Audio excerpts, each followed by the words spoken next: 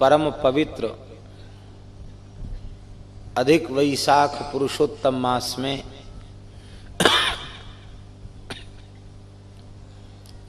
परम पवित्र धार्मिक नगर छतरपुर के इस दिव्य सत्संग मंडप में समग्र भारतवर्ष के तीर्थों से दिशा विदिशाओं से समागत श्रद्धेय पूज्य आचार्य रसिक संत जन इनकी पावन सन्निधि में बैठ करके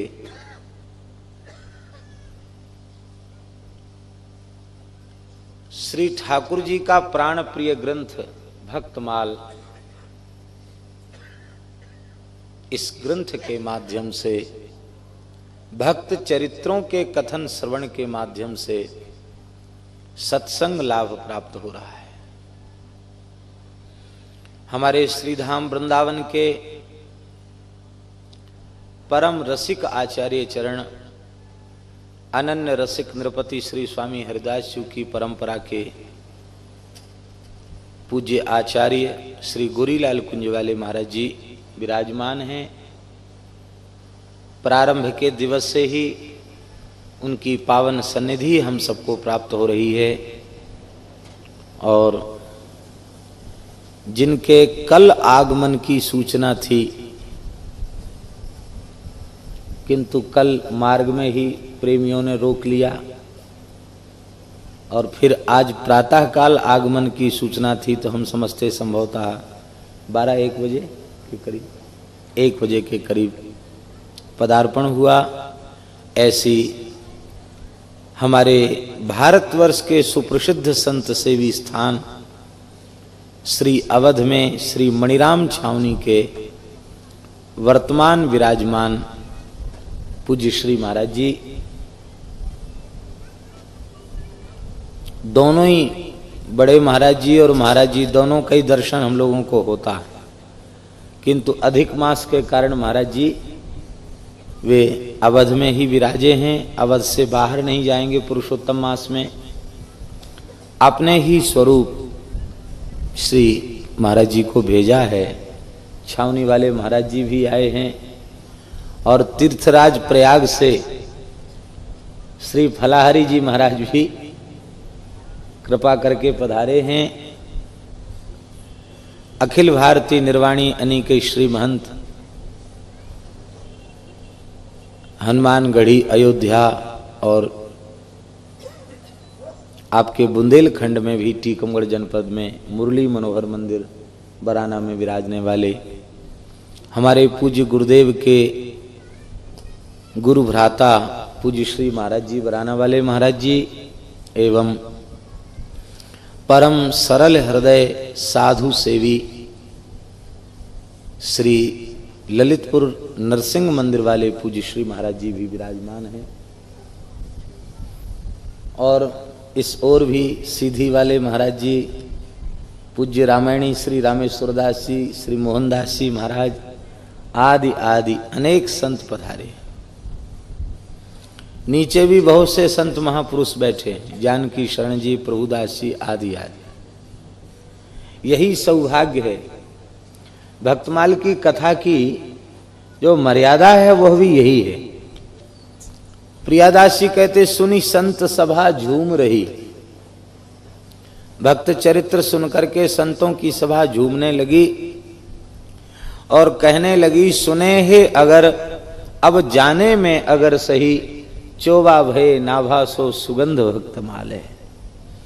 संतों में चर्चा चल उठी, बोले हमने सुना था कि अगर एक सुगंधित पदार्थ होता है और उस अगर की सुगंध को दीर्घकाल तक सुरक्षित रखने के लिए उस अगर का इत्र बनाया जाता है, तो श्री स्वामी अग्रदेवाचार्य जी महाराज तो अगर हैं और उनकी रसिकता का, उनके भजन का, उनकी उपासनात्मक जो सुगंधी है उसका सार सर्वस्व इतर श्री नाभा जी हैं और उस इतर की जो सुगंध है, नाभा रूपी इतर की जो सुगंध है वो श्री भक्तमाल है।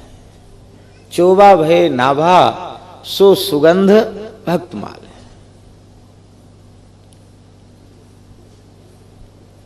संतों की सभा में ही इसको कहना चाहिए। अभी 2-3 दिन से यही चर्चा चल रही थी। शोभित तिलक भाल माल उर राजे एपे, बिना भक्त माल भक्ति रूप अति दूर है।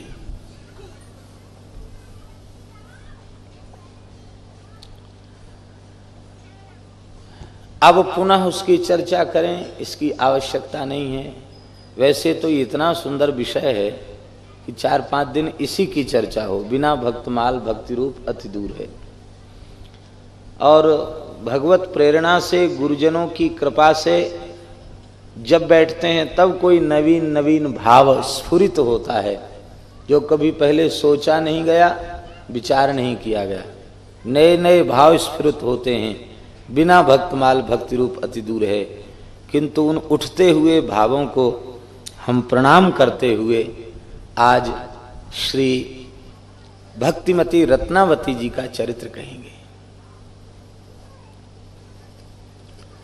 आप लोग श्रवण करते हैं मंगलाचरण में, बार बार पद बंदों श्री नाभा आभा ऐन, जिन काढ़्यो गाभा वेद को भक्तमाल रस देन। इस संबंध में जरूर विचार करना चाहिए। अर्थ स्पष्ट है। श्री नाभा गोस्वामी जी महाराज के चरण कमलों में बारंबार प्रणाम करता हूं। श्री नाभा जी कैसे हैं? बोले आभा के ऐन हैं। ऐन माने होता निवास स्थान। आभा, आभा प्रभा कांति। आभा शब्द के कई अर्थ हैं। युगल सरकार श्री सीताराम जी की विलक्षण जो आभा है, उसके ऐन हैं श्री नाभाजी महाराज। युगल श्यामा श्याम, युगल सीताराम उनके हृदय कुंज में निरंतर प्रकाशित हो रहे हैं। ऐसी श्री नाभा अली, जिनको श्री स्वामी भगवत सिद्धदेव जी महाराज ने कहा, अग्रदास नाभादि सखिए सवे राम सीता की, सूर मदन मोहन नरसी अली, तस्कर नवनीता की, हम सो इन साधुन सो पंगत। ये नाभा अली आभा की ऐन है। नाभा अली ने बहुत बड़ा उपकार किया है वैष्णव जगत का। क्या उपकार किया? बोले जिन काढ़्यो गाभा वेद को, वेद का गाभा प्रस्तुत किया। गाभा शब्द का अर्थ क्या है? गाभा का अर्थ है वेद के गर्भ में जो बात छिपी थी, अब तक किसी ने प्रकट नहीं किया था, उस तत्व को, सिद्धांत को श्री नाभाचार्य जी महाराज ने प्रकट किया। जिन काढ़्यो गाभा वेद को, गाभा माने गर्भस्थ, वेद के गर्भ में जो सिद्धांत छिपा हुआ था, उस छिपे हुए सिद्धांत को प्रकट कर दिया श्री नाभाजी महाराज ने। नाभाजी मूल रूप में वेद गर्भ श्री ब्रह्मा जी का अवतार है। 12 महाभागवतों में श्री ब्रह्मा जी प्रथम प्रधान महाभागवत हैं।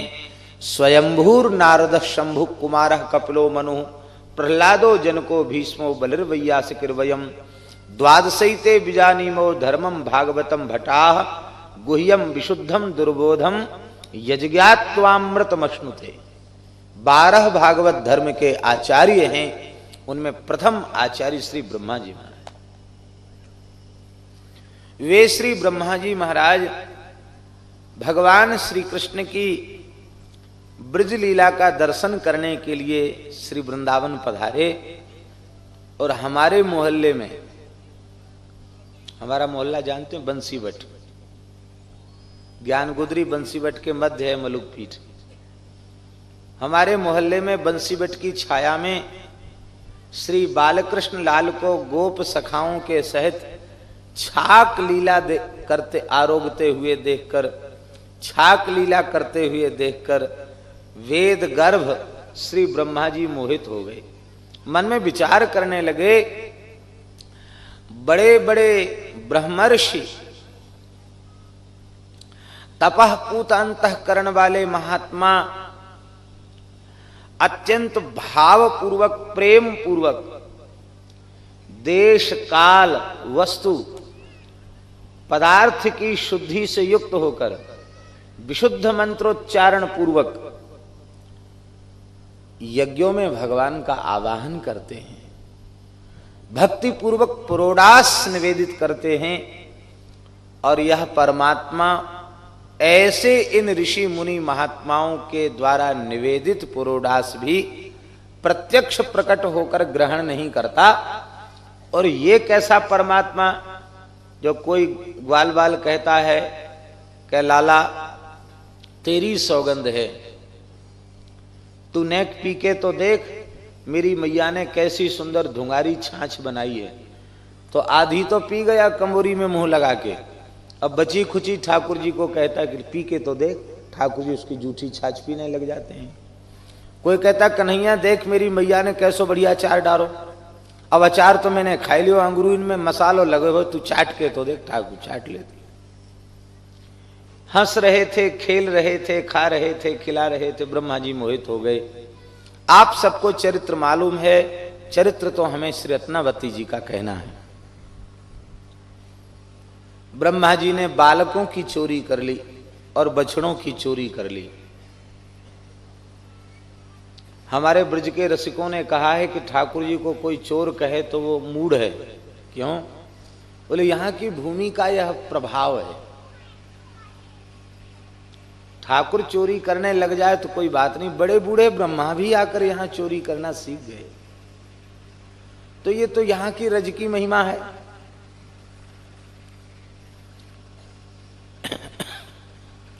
सूरदासी का तो एक पद है, सब मिल चोरी करी श्याम की।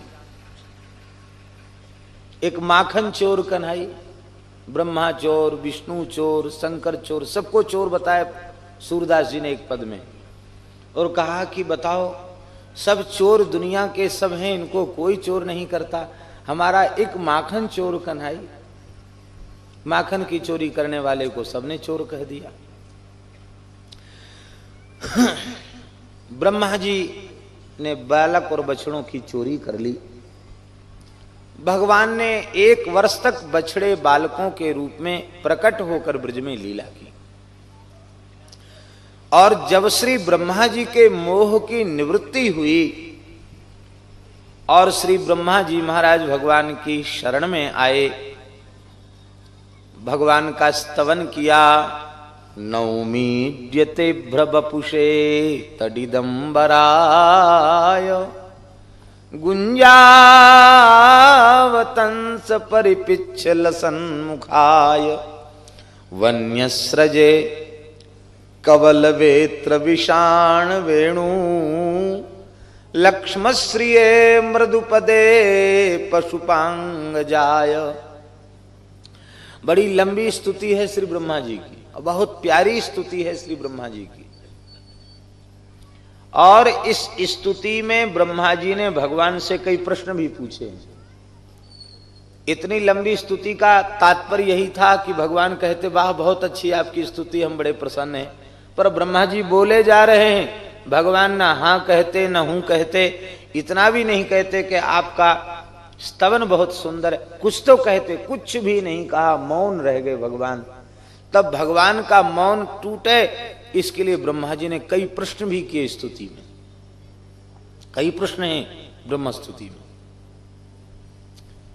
एक प्रश्न ब्रह्मा जी ने यह किया कि भगवान हम आपसे एक बात पूछते हैं, आप अपने से प्रेम करने वालों को क्या देंगे, ये बताइए। जो आपसे प्रेम करते हैं आपके चरणों में अनुराग रखते हैं, उन प्रेमी अनुरागी भक्तों को आप क्या देंगे? बोलना चाहिए था भगवान को कि हमारे पास कमी किस चीज की है जो तुम ये पूछ रहे हो, जो मांगेंगे वही दे देंगे। पर आपके निष्काम प्रेमी भक्त आपसे कुछ मांगते ही नहीं, जिनको कबहु न चाहिए कछु तुमसन सहज स्नेह, उनका तो सहज स्नेह है, उन्हें कुछ चाहिए नहीं। आप क्या देंगे प्रेमियों को? भगवान मौन रहे। ब्रह्मा जी बोले अच्छा ठीक है, आप समझ में आ गया। आपने 4 पुरुषार्थों का सृजन किया है, धर्म अर्थ काम और मोक्ष। इनमें सबसे दुर्लभ अंतिम चरम पुरुषार्थ है मोक्ष। आप मोक्ष दे देंगे प्रेमियों को, मुक्ति प्रदान कर देंगे, और आपके पास क्या है? भगवान फिर भी चुप रहे, करेंगे कि नहीं करेंगे। ब्रह्मा जी बोले यदि आपने इन्हें मुक्ति प्रदान कर दी तो यह तो प्रेमियों के साथ घोर अन्याय होगा। भगवान फिर भी नहीं बोले कि भाई न्याय हो अन्याय हो, आप क्यों परेशान हो रहे हो? यदि आप ये पूछें कि अन्याय कैसे हो तो हम बताते हैं। मोक्ष तो आपने पूतना को दे दिया, तो जो द्वेष करने वाली, विष पिलाकर मारने का संकल्प लेकर आने वाली पूतना को जो मोक्ष मिल गया, वही मोक्ष प्रेमियों को मिल जाए, तब तो लोग कहेंगे अंधेर नगरी चौपट राजा, टके शेर भाजी टके शेर खा जाए। आपकी व्यवस्था अच्छी नहीं है। भगवान फिर भी कुछ नहीं बोले। तो ब्रह्मा जी बोले कि अच्छा आप ऐसा करेंगे कि असुरों को तो एक को मुक्त किया और भक्त को खानदान के सहित मुक्त कर देंगे। भगवान फिर भी कुछ नहीं बोले। तब श्री ब्रह्मा जी बोले कि भगवान ऐसा भी आप करेंगे तो भी प्रेमियों के साथ अन्याय होगा। क्या अन्याय होगा? बोले असुरों के खानदान में आपने छोड़ा किसको जिसको मुक्त न किया हो? पूरे कुल खानदान सहित रावण को मुक्त कर दिया। अघासुर, बकासुर, पूतना, कंस ये सब एक ही कुटुंब के तो थे, किसको छोड़ा? सबको मुक्त कर दिया आपने। अब आप बताएं आप प्रेमियों को क्या देंगे?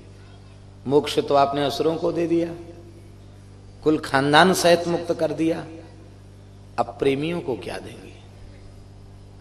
फिर भी भगवान कुछ नहीं बोले। ब्रह्मा जी रो पड़े और ब्रह्मा जी ने कहा भगवान प्रेमियों को देने के लिए आपके पास है क्या? आप तो कंगाल हैं। ऐसे प्रेमियों के तो आप बिना मोल के सेवक बन करके रहेंगे, उनके प्रेम के ऋण से आप कभी उर्ण नहीं होंगे। हम तो यही विश्वास रखते हैं। बड़े सुंदर सुंदर भाव हैं ब्रह्मा जी की स्तुति के, पर भगवान बोले ही नहीं।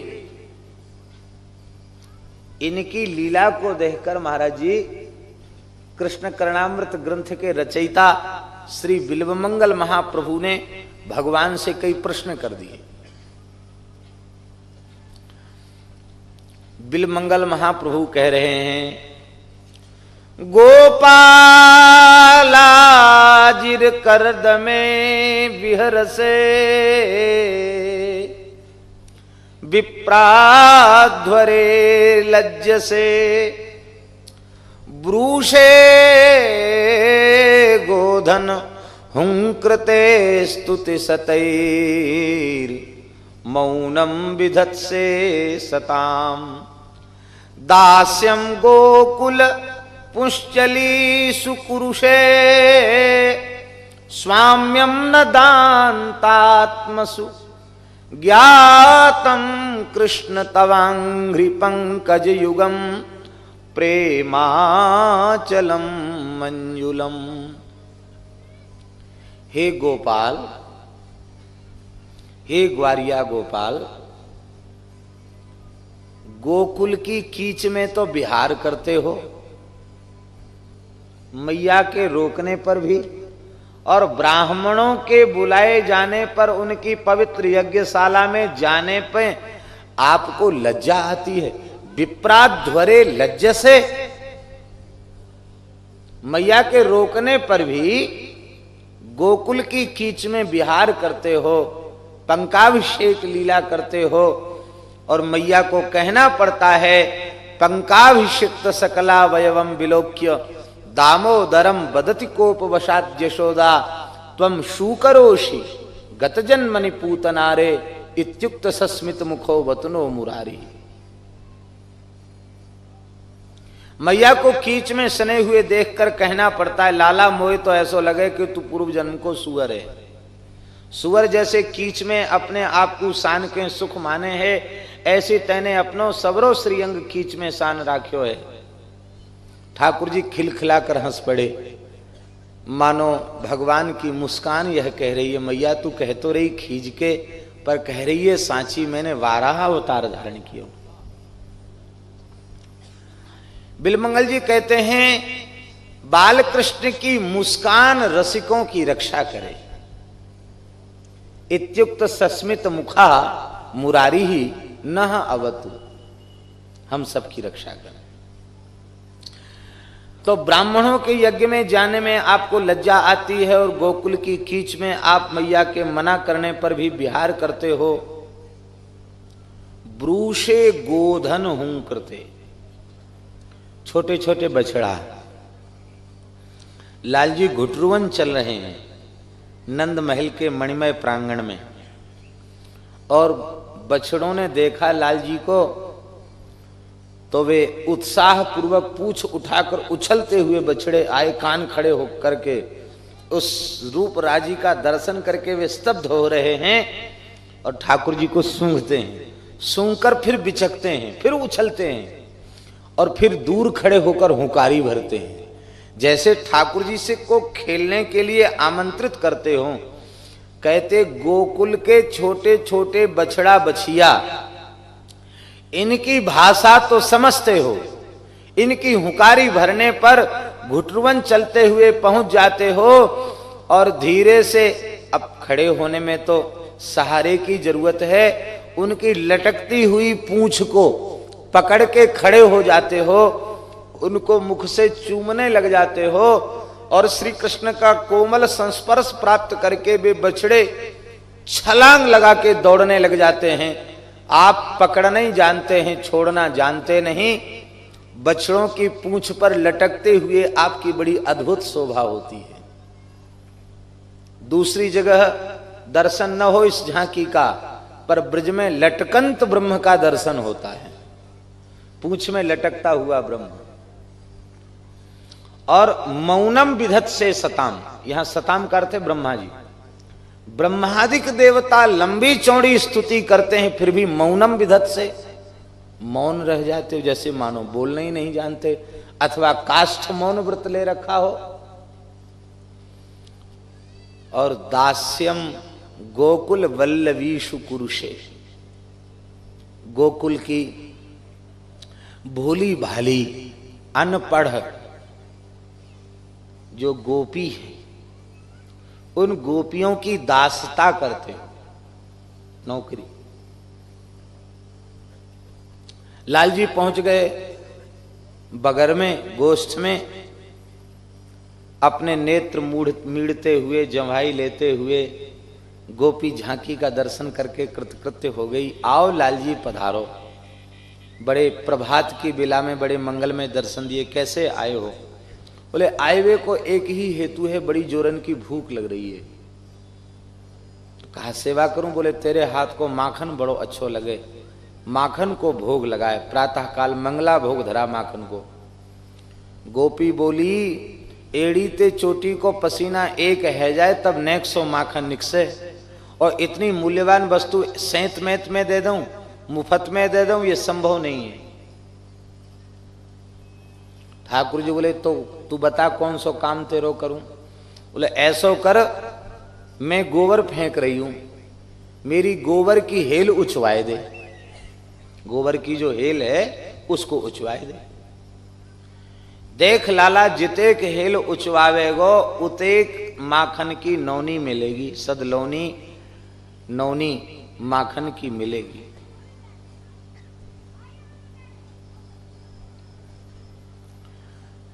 गिनती गिनतो जइयो। ठाकुर जी बोले हम विद्यालय का मुख ही नहीं हमने देखा है। पहाड़ा, गिनती, जोड़, भागी, गुणा, ये सब कुछ हमको नहीं आता। श्री चक्र दादाजी ने, श्री सुदर्शन सिंह चक्र जी ने बड़ी सुंदर बात कही है अपने एक ग्रंथ में। उन्होंने कही कि हमारा जो ब्रज का ठाकुर है ना, ये पढ़ा लिखा नहीं है। हमारा जो ब्रज का ठाकुर है ये पढ़ा लिखा नहीं है। ये न गिनती जाने, न हिसाब किताब जाने, न पहाड़ा जाने, जोड़ बाकी घटाओ बढ़ाओ कुछ नहीं जानता। ये तो एक ही बात जानता है हमारा ब्रज का ठाकुर। क्या? बोले पूरा ले और पूरा दो। हिसाब किताब जोड़ना हमको नहीं आता। इतना दो और मैं फिर इतना दूंगा, ये नहीं।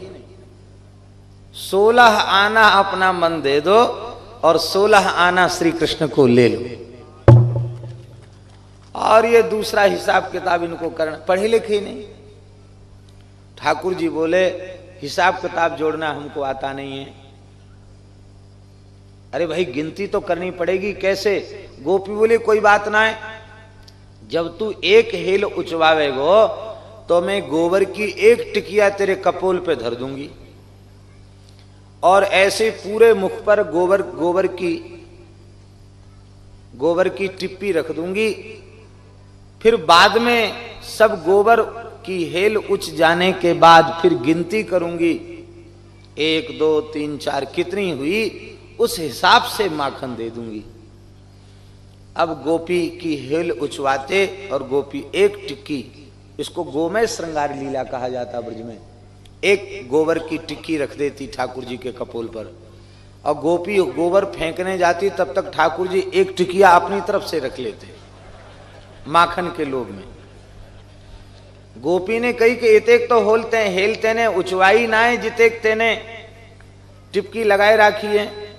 ठाकुर जी बोले तुम्हें सवेरे ते और दिन चढ़े आयो, पसीना में तरबतर है गयो और तू हमें झूठो आरोप लगावे। गोपी बोली देखो तू जितनो चतुर है ना, एक क्षण में तेरी सबरी चतुराई भुलाई दूंगी। अभी देखो, अभी मैं बढ़िया ते गिनती करूं। पतला पतला गोबर, कई गैया जो है पेट खराब हो जाता है, गोबर पतला करती है। पतला गोबर टोकरी में तसला में भरा। लालजी छोटे से हैं, ये तो लीला है। लालजी पर जोर थोड़ी दे रही है गोपी। लालजी ने अपनी नन्ही नन्ही भुजाएं ऊपर उठाई